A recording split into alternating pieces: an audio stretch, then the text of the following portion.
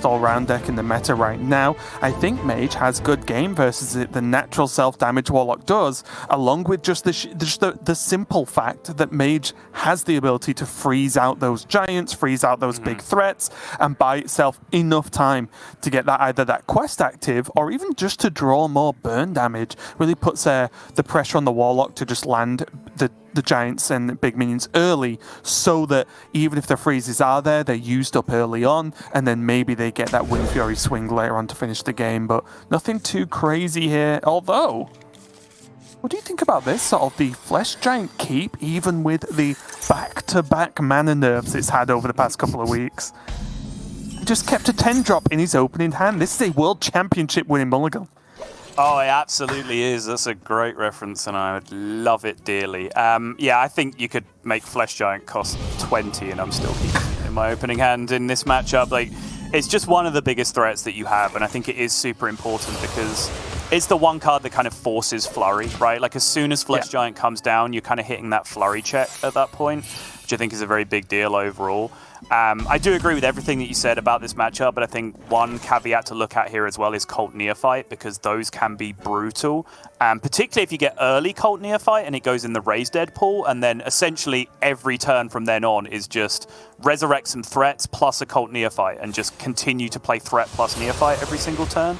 That can be a big, big problem for the Mage to deal with, but step one is getting threats online, whether that's discounting giants, whether that's getting a Netheron or Null down to the point where they can be played very cheaply, or whether it's just turboing through the deck with backfires, trying to get 1-mana 6/6s online, but you have to get to that stage.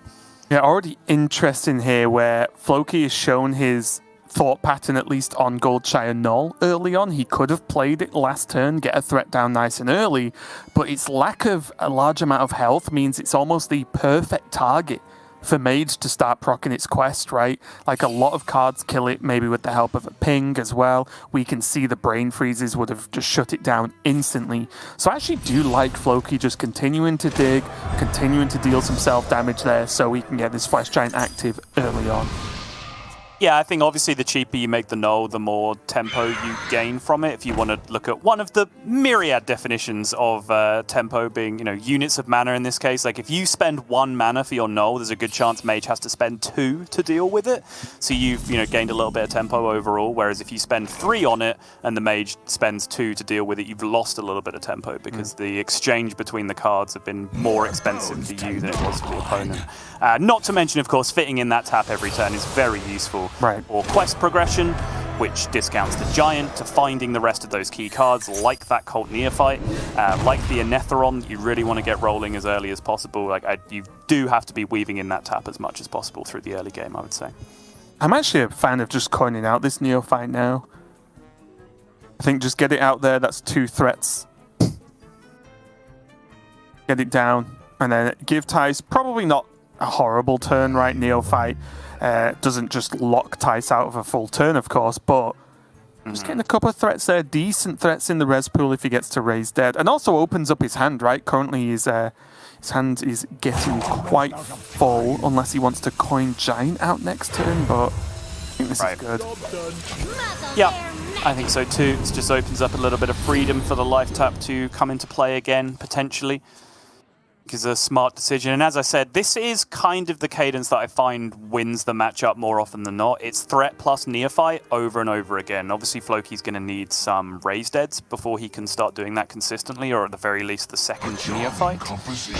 But I do like this play pattern, I suppose, as a way of winning the matchup, because you can see how annoying the hand is already for Thijs. Even though it's not a particularly brutal Cult Neophyte, it's just made the situation irritating enough on the other side.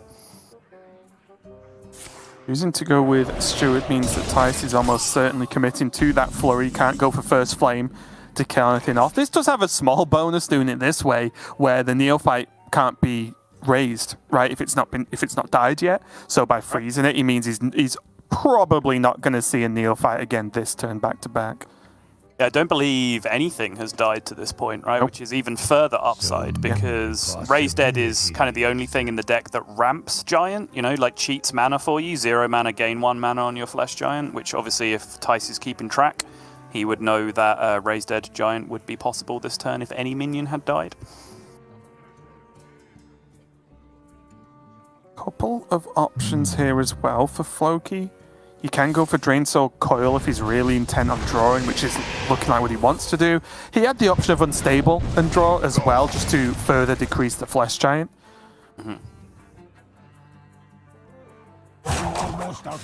There is that confirmation. As you can see, nothing yet in that raised Deadpool. Going to tap away. That's a fantastic draw for the next turn, though. This is going to be a huge push to the board next turn. Yep, natural 1-drop Anetheron with that draw into 10, and then the Flesh Giant as well means that Thijs has to start pulling something together. He does have hold of that Arcane Intellect now, so he's not going to have at least immediately one of those horrible games where all of your card draws at the bottom of the deck. Nope. And it was honestly the perfect draw because you see a questline step completed there with the first flame. He now has second flame for fire, brain freeze for frost, and arcane intellect for arcane with 5 mana remaining. Don't you just love it when a plan comes together, Raven? Yeah, do you think he's going to do it this turn? Like, is he okay with killing off his own Phoenix? I don't mind it. I think there's enough ways in the opponent's deck that they're quite happy shooting a 2-3 that it's worth being mana efficient on progressing quests this turn. Like, having done this now, I certainly don't want to float 1 mana this turn. Wow, okay. Thijs going to hold on to the Brain Freezes. Really, I suppose, valuing those as tools to answer threats on the other side instead. Kind of interesting, right? Because this is his last quest progression, right? Anyway, no. I think oh, is he on second? Oh, yeah, I think he just drew off the previous one. This is right, sorry, yeah, okay. So a Netheron can come down here. Raised Dead would guarantee the null, which will then be able to take care of the Phoenix for 1 mana from the remaining hand. Giant can come down alongside that, but I think he may be 1 short of dropping the Neophyte alongside all of that, which I think would be the dream turn. More bones to gnaw. Almost out of time. Just that frustrating 1 mana off. Wow, it's almost as if this card has been nerfed by 1 mana, which makes certain plays not possible anymore. I'm even wondering whether you can afford to skip the Giant this turn if playing Neophyte is enough pressure.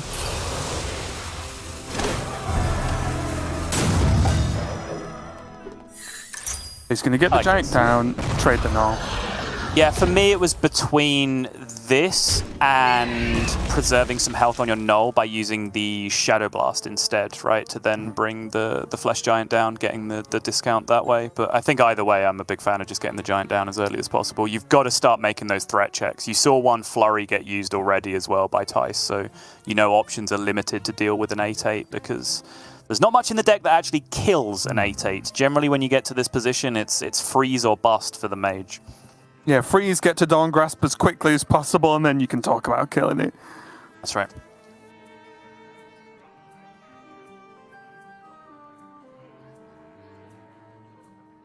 Interesting combustion setups here as well. Worth looking at. It looks like he is going to lead out with a Brain Freeze just to tick the quest here. Obviously, that's just going to freeze and not deal any damage. Very rare that you see a Brain Freeze cast uncomboed, but there you go. Tick that one off your bingo cards. I have proven myself. Yep, there you go.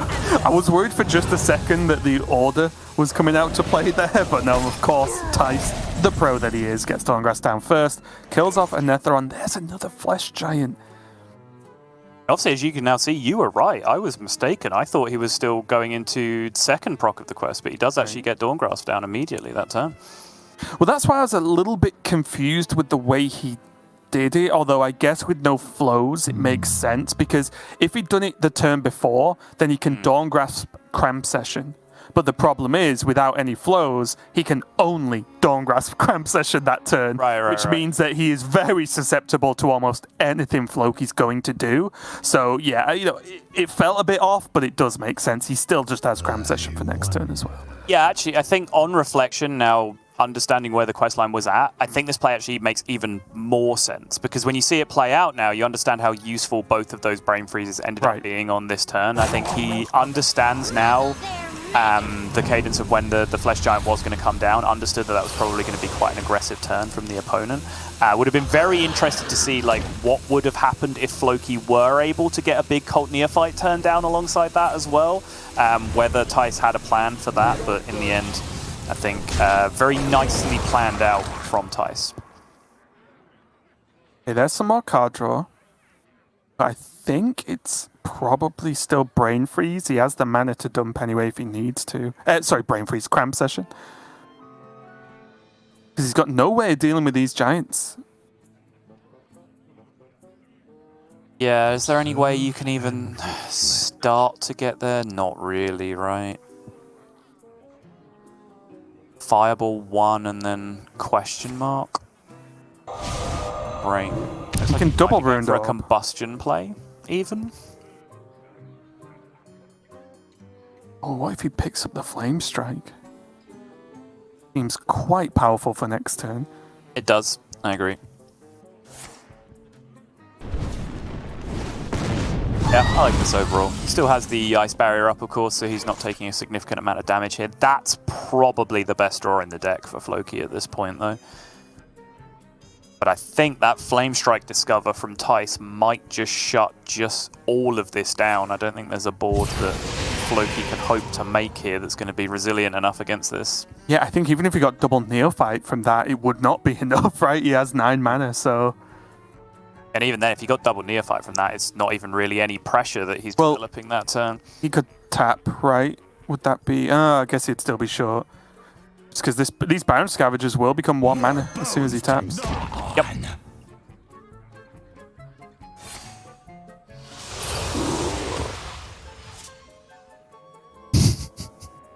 Scenes, moments before disaster. Yeah, the Flame Strike's so powerful. And again, Floki doing all the right things, right? He's building a huge board, making Thijs have to answer this again. Look at Thijs. Thijs like, you stepped into my trap. I foresaw this exact eventuality when I chose the card Flame Strike. Boom. Oh, he even gets the One Thief. Sick. And now the big question really for me is, Floki's only 1 damage away from Tamsin, I believe, but is that going to be fast enough? And my knee-jerk reaction is no. I think your knee-jerk reaction is 100% on point. Yeah, I think he's just a little bit light on threats from this point. Neophyte's gone, Raised Dead's gone, Giant gone, 1/6/6 gone. I don't think he's going to be able to really develop the pressure that he needs. And I think the big one in all of that is Neophyte's gone, because now he has nothing really left to stop this onslaught of Cram Session coming out on the following turn. Yeah, I'm trying to look here if, like, is there ever a world where back-to-back backfires can do enough? I still want to say no. Because 16 just isn't a safe health total, right? Probably has to look at Drain Soul in his Tamsin this turn. I wonder. Yeah, it depends how much he wants to greed, right? Because every spell he doesn't use this turn, he can potentially double up with Tammy 1 on the following turn. The problem is, though, it all still costs mana, at least initially, right? Yep. So if his whole next turn is spent trying to heal, it just gives Thijs the next turn with incredible spell damage, in which he'll probably just out-damage the heal anyway. So I like this, and just try and focus on if he can get towards those backfires and try and make something big happen. Here goes the Cram Session. There goes a Fireball. There goes an Ignite. This looks like a million. Yeah. Tons of damage coming out from Thijs, and well navigated, well planned out, but as I said right at the beginning, it's kind of Mage doing what Mage does in this matchup a lot of the time. As long as you don't completely whiff on freezes in the early mid game, you can just lock out those big turns, and it was just enough. And of course, the special mention goes to the Flame Strike pickup, which really put the sealed the deal in terms of this game. So good game 1 there for Thijs, getting a win with his Mage. Now he's got this Druid and Rogue left over to go up against the rest of Floki's lineup. Yeah, very clean game in the end. I do, on reflection, having lost track of the quest and then realizing where Thijs was, I do really like the double Brain Freeze turn. Again, I don't know how well calculated he had with the Flesh Giant breakpoints alongside Raised Dead and Neophyte and so on, but if he had that all planned out, to know that it was 1 mana off of being everything to come down alongside a Neophyte, then absolutely my hat's off to you, sir. But I think even without that, it was a very well-planned turn to be able to get 2 freezes down on that crucial turn, because that sometimes is the punish turn as handlock, right? No matter how many flows they've played, how cheap their deck is, how fast they've turboed through their quest, they still have to find time to spend 5 mana on the minion. And sometimes if you have a bunch of damage in play, you can really punish them for that. So Thijs, by holding back, floating 1 mana on the previous turn, recognized the turn he needed the tempo swing. And even though just freezing the giant isn't a true tempo swing, I suppose, it still relieved the pressure on the key turn that he needed to do. And I think if you had to pinpoint one turn where the game might have been won in a game that overall looked quite straightforward, that was probably it. Yeah, you just need that one safe turn, as you mentioned, to spend that 5 mana, because once you've spent it, you're having a great time as the mage. There are very few things that can go wrong. Moving on, though, we might actually get to see a Garrote Rogue game here, as Thijs is locking it in again versus Floki's Warlock. And before everyone shouts at me, I know Bly's played Rogue earlier, but it was not Garrote Rogue. It was raw tempo Rogue was the way he played it, and he won. Whereas I do feel like, especially with the Soul Rend being a card, that this is going to be much more revolving around those Garrote plans in the mid to late game. Yeah, the matchup's hard though. You do have to go really, really fast to be successful as the rogue. I do think this one-of animated broomstick that Thijs has access to might be able to do a little bit of work for him, because once your prize plunderers are done, you're really out of ways to deal with threats from handlock at that point. So having the animated broomstick to just run all your 2/1s and 3/2s and so on into perhaps a giant or a 6/6 taunt on the other side of the board might just come in particularly useful on one turn. But again, it's another one where you kind of have to wait and see what impact the giant nerf has had on things. Maybe that is just 1 turn slower, where the rogue can then just find a window to leap through. But I think generally, historically, this matchup has just tended to be a little bit too quick to get huge threats in play for rogue to be dealing with a lot of the time. Floki, honestly, has a keepable first mulligan here, right? This I wouldn't be upset if he kept all 3 at this point. Backfire, getting hold of those resources, and maybe even trying to dig for a Soul Rend if Thijs plays a bit of a tempo open in here. Always a touch target against Rogue anyway, and Flesh Giant, I mean, if he kept it in the previous matchup, I don't see a huge drawback of keeping it in this one. Yeah, I will say I'm not 100% on the new 10 mana giant curves. They've changed twice already to the point where, keeping Tour Guide allowed you to play turn 4 giant, then keeping Tour Guide allowed you to play turn 4 giant with a coin. On and off coin, Backfire enabled various things with a Netheron and Null, and potentially giant coming down in the same turn in its 8 mana form. That then got harder with the 9 mana form. So suddenly playing Backfire instead of tapping became better in some situations. Now with the 10 mana form of Flesh Giant, all bets are off again, and I honestly have very little idea what the perfect curves are for getting giants down quickly, because it's all gone out the window once again. And how do you like this opening from Thijs? It's an opening you see more in the aggro matchups for Rogue, but do you like it versus Warlock as well, just trying to cash in just the little chip damage that you possibly can? I mean, it's interesting because it's specifically a prize plunderer that's being played here, right? Which, as I was just saying, is one of the few things that you have to actually be able to answer minions on the other side alongside Shadow Step on perhaps a discounted field contact turn. Thijs just absolutely nuts his Shroud of Concealment here, because there are a lot of very bad minions in this deck. I know a lot of people... I mean, some people, I suppose, are kind of anti-Shroud overall, because they think, the consistency of it, the hit rate is so low with the amount of minions that you play in the deck overall, but you're just supposed to do that. It's easy. Look at it. Yeah, I think mainly a worst case, right? It's just thin your deck for 3 mana, but when it hits like this, you're feeling pretty good about life, as Thijs pretty much has all the tools he needs to win this game of Hearthstone. He's just got to get enough mana, get to the point in the game to actually play them safely. And I'm really interested in the long-term implications of this prize plunderer coming down, because not only is it a removal card that you don't have access to anymore, it's also an Octobot proc that you don't have access to anymore, right? Because you generally don't want to be using Ethereal Org Merchant to proc your Octo unless you're literally going for the kill that turn. So with multiple Octos in hand, you might be digging for some Brain Freezes or Guardian Org Merchants in the coming turns to be able to get these discounts nice and clean. I'm even already wondering whether, okay, it's fucking going for the backfire. Okay, he's just letting this guy live. I did wonder whether he wanted to go for like tap with Coil instead. Just to get it dead, because although there's a lot of heal in the deck for Floki, this chip damage can make a big difference to how many bleeds, how much spell damage you need to go off, and it makes it progressively easier for Thijs to make that decision, right? It's kind of similar to the OTK Demon Hunter thing, where if you put yourself low enough, they just like cough, and then you're dead. So I'm going to be honest, Raven, I'm absolutely loving it. You know me, if there's an opportunity to pyroblast someone with a 1-drop, I'm on board, and that's what this 2-1 is starting to do. I can't process it in my brain that it isn't dead yet against Warlock. They run about 50 cards, yes, 50 in a 30-card deck that can kill it, and it's just been hitting every single turn of the game.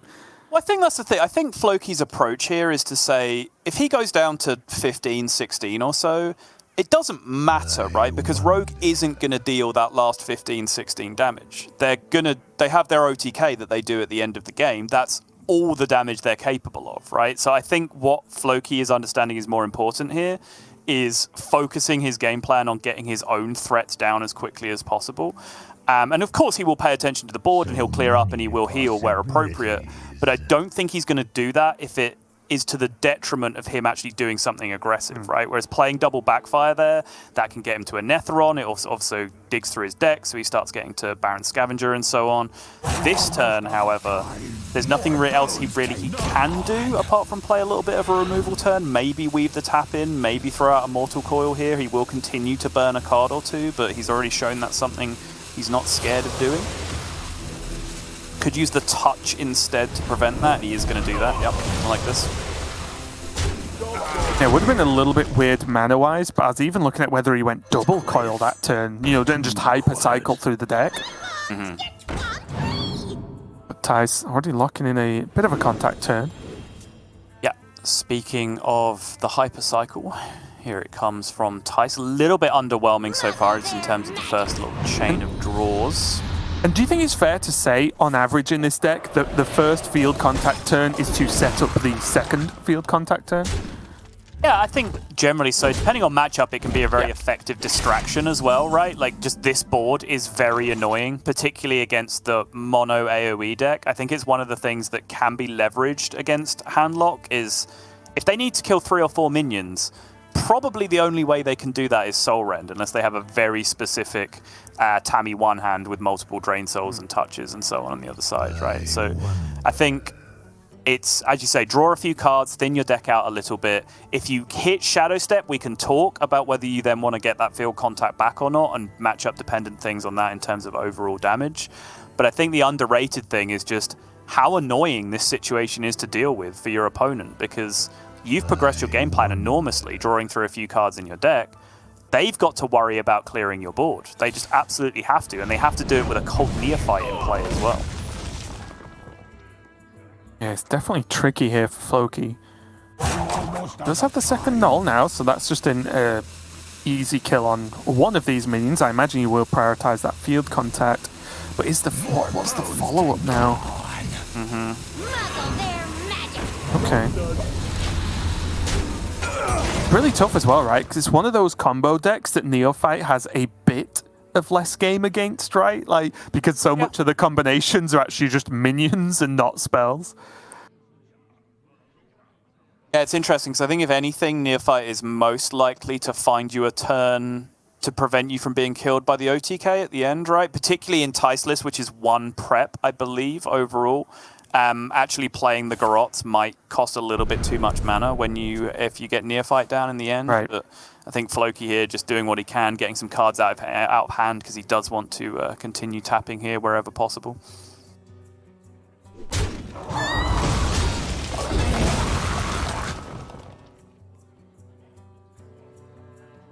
I think Thijs can feel very comfortable, to just be okay with that turn, right? Let's move on. Let's draw more cards from the deck. Let's get ready to go off. There's a 1-mana Octo, 0-mana Orc Merchant over there. Field Contact's a little bit expensive, but there are Shadow Steps still left in the deck. Now, this is the point in the game where Handlock starts to come into its own. Big threats are coming down in pairs, multiple threats a turn, and the Battlemaster is drawn, which means just about any board is going to represent a lethal threat at this point. Possibilities. Now, if that giant was 1 mana cheaper, Sol, that'd be a great turn right now. Sure would. The nerfs have worked.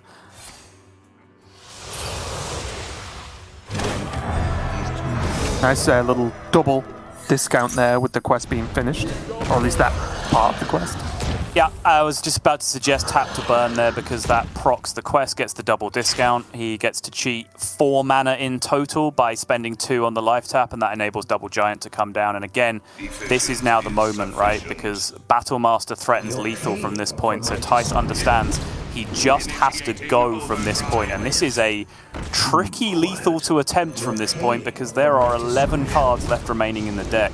But Thijs is absolutely believing at this point, and in they go. Shadow Step coming out, first draw is perfect, able to ramp that spell damage up as quickly as possible. The thing Thijs does have working in his favor, he doesn't need all of them. The health total is sufficiently low that he needs to draw some bleeds, and I think that first draw just ended the game. Thijs was a little surprised.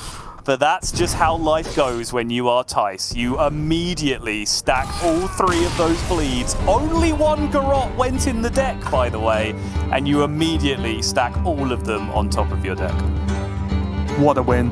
And I will say, honestly, the play for the Plunder on turn 1, it might not look so crazy now in terms of all the stuff Thijs did on that last turn, but look how much damage that pushed, right? That made that turn so much easier for Thijs. Yes, he ripped the bleeds off the top anyway, but he still had the second Garrote. He still had draws after the second Garrote as well, which means that, you know, he could have continued to draw cards, maybe get all the more bleeds, but he didn't need that many because he managed to effectively push damage. And honestly, Floki was just a little bit too slow. And we talk about the nerfs and there's some jokes, oh, giant's still fine no matter what. Well, if those giants came down a turn earlier, maybe that turn earlier was the difference, because you can see Thijs just can't really deal with these threats right now.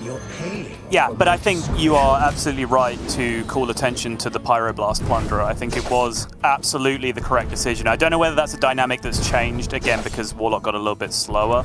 You just don't really have to worry about killing any threats anymore. You just kind of get on with your game plan and hope that you get there before the big threats come down. That's probably a lot more consistent now with the Flesh Giant nerf. But as you know, I'm a huge fan of it. I've been playing Fell Demon Hunter, various matchups, just play Moog on 2. They can't kill it. It just gets in there for 10. It's the absolute nuts. Practicing this deck, Druid against Gia last night, I was just in certain matchups, just nature studies, get landscaping, play 2/2/2s, Pyroblast her with it. You know, it's just the nuts. It's super underrated because a lot of decks at the moment are paying a lack of attention to the board. So if you do have these 1-drops and 2-drops that you can play out on curve, even if they're conventionally combo pieces, they can represent a lot of damage. And even though it ended in quite comical fashion, you could see how much easier that lethal became for Thijs when he didn't need to hit 6 bleeds for 5 damage, right, to deal 30 at the end of it all. He just needed to dig a few out, so he felt super confident going in with even 11 cards left in the remainder of the deck.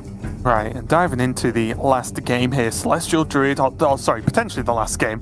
I don't know, it's live. So the Celestial Druid, or it's live for me at least. Do you want head? Yeah. Give me a minute.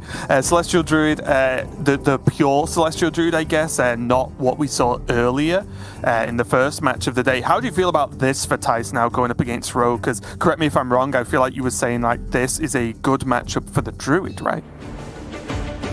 Or am I wrong? Against the Handlock in particular? No, this is a terrible matchup. Oh, sorry, yeah, against the Warlock, yeah. For some reason I had Rogue on the brain because I'm just obsessed with Rogue now, like I think many people are. But yeah, going into the Handlock, this might be more of a tough one, right? With the lack of having the chance of those wide minions. Yeah, and again, the problem is just how punishing Celestial Alignment becomes. Like, really, as the Druid, I think I'd argue you just kind of have to ramp and just play big threats yourself and forget about Celestial Alignment, because honestly, the Warlock has accidentally built a better alignment deck than yours with the way that their minions interact with being set to a default cost of 1 overall. So we'll see how Thijs approaches it here. Obviously, there are situations where you can just fire off the Celestial because you think you literally win the next turn, right? Like, say your hand is Anaconda, Auctioneer, Nourish. Sure, go nuts, play the Celestial. Enjoy. Yeah, but in most situations, you're going to get punished for it far too hard. And you see already the beginnings of a hand that could go in a couple of different directions from Thijs. He does have a bit of ramp and a bit of card draw, but that Celestial Alignment has already reared its head and is tempting. And oh my goodness, this hand. This Anetheron was the missing piece of the puzzle last game for Floki when he had that double backfire opening. Because now he'll draw up to 8 cards on the draw next turn, be able to play backfire, fill up his hand for the Anetheron. Yes, he cannot play it immediately this turn, but that is a big old threat starting to come down as early as turn 4. Yeah, and again, it's one of those, it's like an old lesson and a new lesson in Hearthstone at the same time, especially with this deck. If you burn cards, it does not matter if you won the game, right? So you see like that kind of effect, right, where a lot of the time Warlock will burn with backfire or just in general tapping and such, but it's fine because deleting a card from the deck helps them actually get on board, get these big threats down, and actually win the game, as opposed to trying to get value out of every single thing possible. Yeah, I remember way back in the day, believe it or not, I actually used to stream the video game known as Hearthstone. And back in the days, was it Fell Reaver? Was that the card? 5 mana, 8/8, delete cards from your deck every time your opponent plays a minion. Every time you stream that card, the chat would immediately be, oh, this card's so bad, you burn so many cards. And like, I'd just be playing like aggro Druid or whatever and just like ramp it out, kill my opponent, and just immediately turn to my chat and be like, wow, he's dead, but I sure do wish I had more cards in my deck. Like, no, that's nonsense, isn't it? They're dead. That's the point. You don't need the cards in your deck if you're setting up plays as powerful as this. I'll tell you, the post-credits scene to that story is his chat would still not understand and be angry, sort of would pull out a yo-yo, do a trick, and they'd just clap and then forget about it. Yeah, no, actually very accurate. Here though, the Neophyte causing Thijs not massive problems. He still had a fairly solid turn, honestly, drawing a ton of cards. And Floki can't quite get another threat down. No Raise Dead to do like the real punish of, yeah, you keep killing this Anetheron, it will just keep coming back. Yep. Very literally living up to its name in that scenario. Null is a very good pickup here overall, though, I would say. Just allowing at least another decent-sized threat to come down on the board, especially now you have seen basically the full package of removal come out from the Druid on the other side to take care of one of your 8/6s.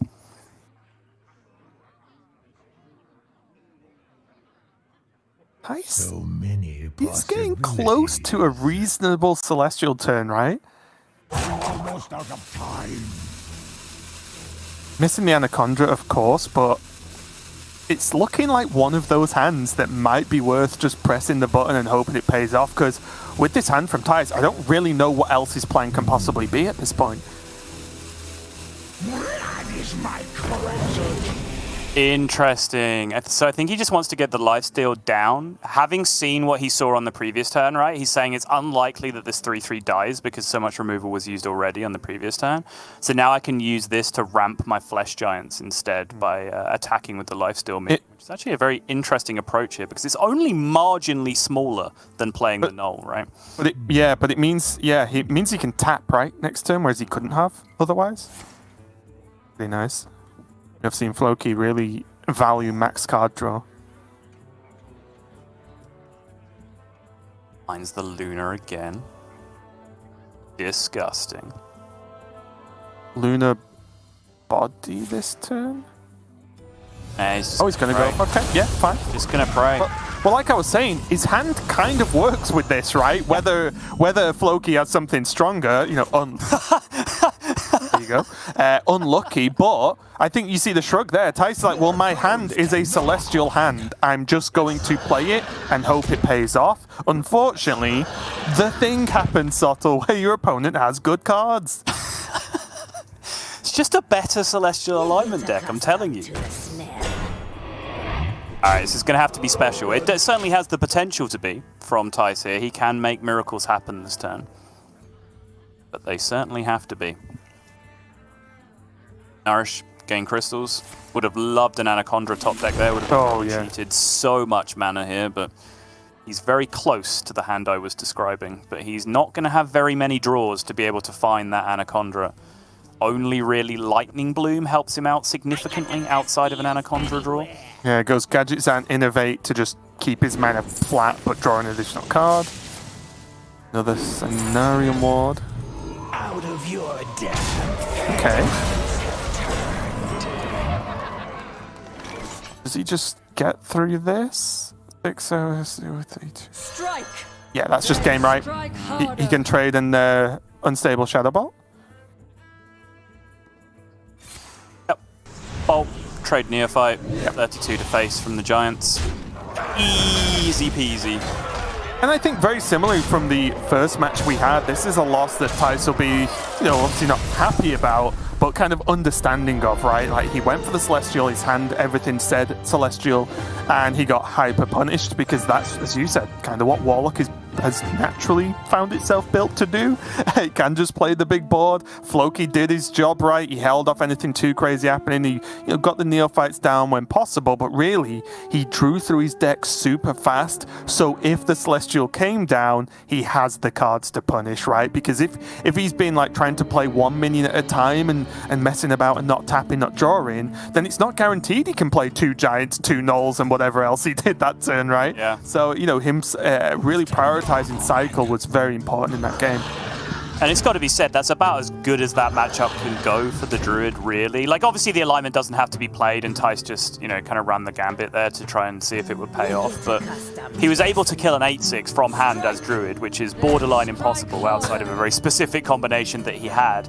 Then discovered another Lunar Eclipse to be able to kill a 3/3 on the following turn. Like, that was max pressure being relieved from the Druid side, and still you can just see disgusting things that Handlock is capable of when it runs into that matchup. So. This does now mean that Floki is going to be queuing his Shaman. He does have his Shaman and his Demon Hunter left over, his Demon Hunter being the Fel Demon Hunter version. And just to give us a quick overview and recap, well, not recap, I guess, a prediction of what we've got left in this series, how is the Celestial Druid going to perform versus a Quest Shaman and or a Fel Demon Hunter, do you think? Well, step one, Floki is playing Il'gynoth in his Fel Demon Hunter, to which I hear you say, well, of course he is. That card's core in the deck. But actually, there has been a movement this week to be replacing Il'gynoth with the card that I definitely don't know the name of, Zai the Incredible, is that right? To come in replacing Il'gynoth to just double up, copy the left and right outcast cards in your hand.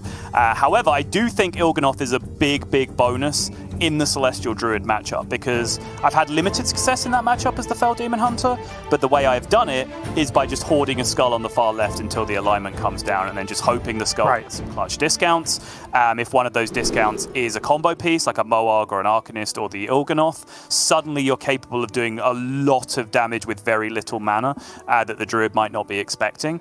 This matchup, on the other side, is very difficult for the Shaman, I would say. You have to have a hyper-aggressive opening to be able to keep up, and you have to pay incredibly close attention to overloading, which sucks because you've built your entire deck to overload as much as possible. But any turn you choose to overload on, Thijs can play Celestial Alignment and skip your next turn because you have 1 mana and you are overloaded, and therefore you have 0 mana. So it's essentially a free alignment on any turn that Thijs wants if you're not paying careful attention to your overload. On top of which, as I just mentioned, it's very difficult to represent a serious amount of pressure that Druid has to be scared of in the early game. So I think this is a particularly strong matchup for the Druid overall, and I would not be surprised to see Thijs coming out of this one 3-1. Okay, well, as we kick it off here, Thijs has the Anaconda, has the Celestial, and has some ramp, which is pretty helpful. Nourish maybe not being the best ramp opener, of course, but Floki does have a reasonably aggressive opening, even if it's just in the form of diligent note takers, because they can't be ignored. And as you mentioned earlier, Druid doesn't have that many ways to actually just kill minions from hand, right? So just having them available, having some minion pressure at some level will help Floki out. And I even imagine now we could see just note taker guidance here. Repeat that. Rough break for Thijs discarding the Mali to the Fungal Fortunes. Not the end of the world, though. I think the Auctioneer is significantly more important to his game plan right now than the Malagos is. And honestly, double Innovate is pretty clutch here for Thijs, because it means he can surprise alignment on a turn where Floki might not be expecting it and really catch that Overload punish. I mean, speaking of which, he would also skip a turn if he were to do it here, but he might just go for it. Pretty he good, skips right? a turn and Floki skips a turn. Does anyone skip a turn? It's pretty good. Yeah, I think it's fine. Yeah. Floki with the wry smile. He knows what's about to happen to him here.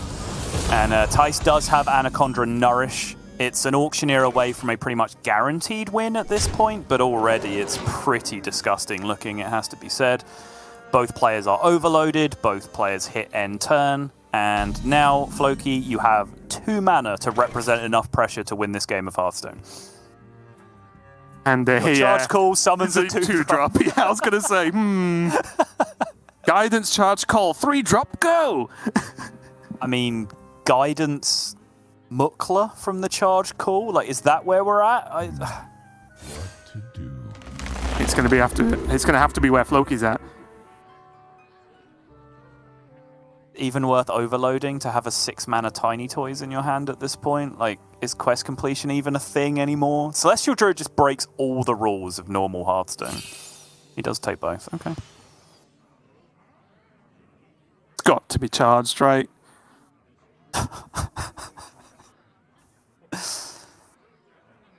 You know you're going to play it and just be offered 3 3/3s and then just be really embarrassed about the play that you just made. You know that's going to happen. I think you welcome the embarrassment, Sol. I think that's how you get through this. You give it a hug and say, welcome, come on in. Ah, old friend. Yes. Not long enough. Oh, it's going no take, okay. He wants 2 Mooklas next turn. None can stand against the serpent. And we're off. Also, Thijs can finish on alignment again, right? Well, potentially, of course. Yeah, depending on how disgusting this turn ends up being, of course. We'll probably Nourish to draw again here, hit ramp. Did not hit any significant card draw. Nourish, of course, has the luxury of being able to draw Auctioneer, which Fungal Fortunes does not. Could not have put those cards in a better order in his deck, it has to be said, for Thijs at this point. And on the bottom camera there, it's the face of a man who's been defeated. It's emotionally and in the game. Nature Studies is very useful for being able to discount these Cthulhu pieces, which don't get discounted by Anaconda. So Thijs now gets to dump out that AoE for 0 mana alongside everything else. Lunar Eclipse, same deal. Best spell going to come down. Yeah, I mean, even if it's not a concede now from Floki, the biggest factor is there's just Celestial 2, right? So even if there would be some crazy way here to fight back... Oh, he's not going to end on it. Okay. I mean, it probably just doesn't matter, but I thought you should have, because it would have put Floki on 0 mana, right, if he's overloaded? Yes, it would have. He had the Bloom and he had the Celestial. I wonder. Yeah, but again, you don't necessarily want to Bloom Celestial, because then you're back. You're kind of just skipping the game back 2 turns at that point. I think, either way at that point, Thijs will just be very happy with how that game went. I do think that's a very easy matchup. I think it's a good argument to bring Celestial Druid to the tournament, is that I think you're 100% confident that everyone else is going to be bringing Quest Shaman, right? I think it would be a very good prediction that Quest Shaman would be the most common deck in the field this time around. When you look at this lineup overall from Thijs, Handlock, Garrote Rogue, Quest Mage, Celestial Druid, you could almost describe this as the target Quest Shaman strat, right? When you really break it down, because there's a lot of good matchups against Quest Shaman, which, you know, generally there don't seem to be that many of when you play on ladder these days. Yeah, honestly, I think if we are going to name anything targets, I think this is a very fair one, right? Because you do just look at those matchups, as you said, but a really good game there from Thijs. It's always rough, at least for me, to see the player on the receiving end won, because I've practiced with you against Celestial Druid, and it sucks. But like, Floki was kind of helpless in this game, right? There isn't that much he could have done to improve his odds at winning that game of Hearthstone. Thijs got hold of the combo, but as you said, like, his Shaman was relatively weak to Thijs' lineup, so it was going to be a bit of an uphill climb anyway, and that means Thijs is going to make it through with Psycho out of Group B, so he's going to make it through till tomorrow to the top 8, and again, hopefully just boost up his points a little bit after his two, honestly, just meager weeks of Grandmasters so far this season. And just to hammer that